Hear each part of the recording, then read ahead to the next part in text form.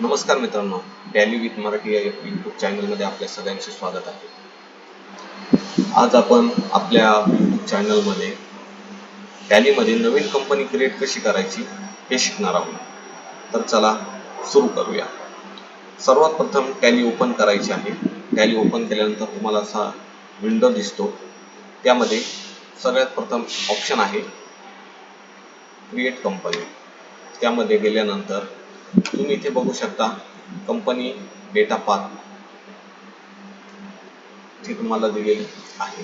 तर इथे कंपनी ज्या फोल्डरमध्ये तुम्हाला सेव्ह करायचे आहे त्या फोल्डरचा ॲड्रेस हा कॉपी करून तुम्हाला इथे पेस्ट करायचा आहे। सध्या मला इथे हवे आहे, तुम्ही इथून मॅन्युअली सुद्धा जाऊ शकता। जर तुम्हाला दुसरीकडे सेव्ह करायचं असेल तर इथून अप करून तुम्ही तुमच्या ड्राईव्हमध्ये जाऊ शकता। त्यानंतर जे तुमचे ड्राईव्ह आहे, सी ड्राईव्ह, डी ड्राईव्ह, इथून तुम्ही तो सिलेक्ट करू शकता।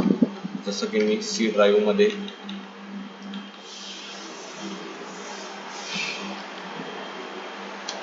PDF एक्सपोर्ट या फोल्डरमध्ये टॅलीची माझी नवीन कंपनी बनवणार आहे।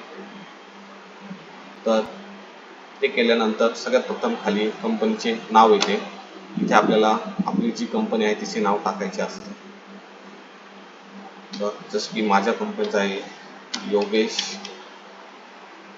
एंटरप्राइजेस। त्यानंतर इथे खाली ॲड्रेस आपल्याला टाकायचा आहे। तर ॲड्रेस आहे ABC कॉम्प्लेक्स, अशोका मार्ग, मुंबई, सोबतच पिनकोड, उदाहरणार्थ जो आपला पिनकोड आहे तुमचा जिथला ॲड्रेस असेल तिथला तुम्ही टाकू शकता। माझा जो आहे त्या पद्धतीने मी तिथे टाकलेला आहे।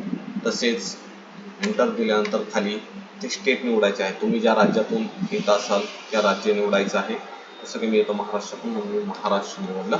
त्यानंतर इथं बाय डिफॉल्ट आपली कंट्री आहे इंडिया। त्यानंतर जो आपण इथे पिनकोड टाकला आहे, आपल्या कंपनी जिथं लोकेटेड आहे तिथला जो पिन कोड आहे तो तिथं टाकायचा आहे। तर मी आपला टाकला, पिन कोड टाकला आहे।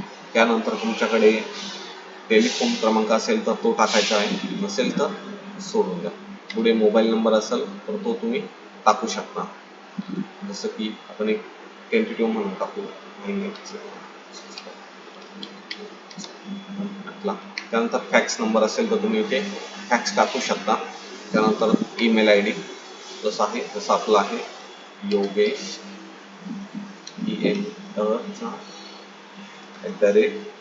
gmail.com। तुमचा जो असेल तो तुम्ही टाकू शकता कंपनीचा।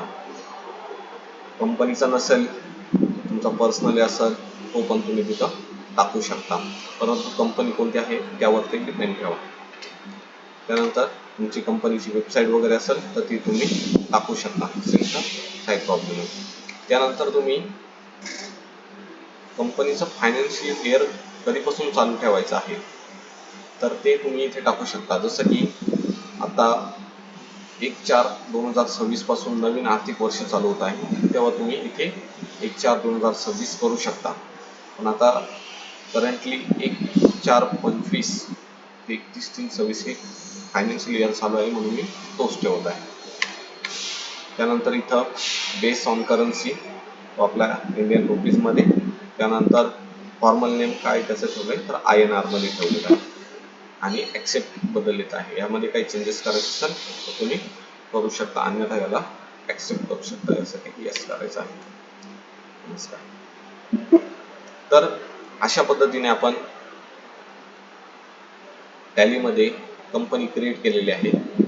तर त्या संदर्भातील इतर काही अपडेट्स, नवनवीन अपडेट्स, तसेच सेल परचेस च्या एंट्रीज कशी मारायच्या, टॅलीमध्ये अजून काय काय नवीन आहे हे आपण जसजसे आपल्या पुढच्या व्हिडिओ येतील त्यामध्ये बघत जाऊ।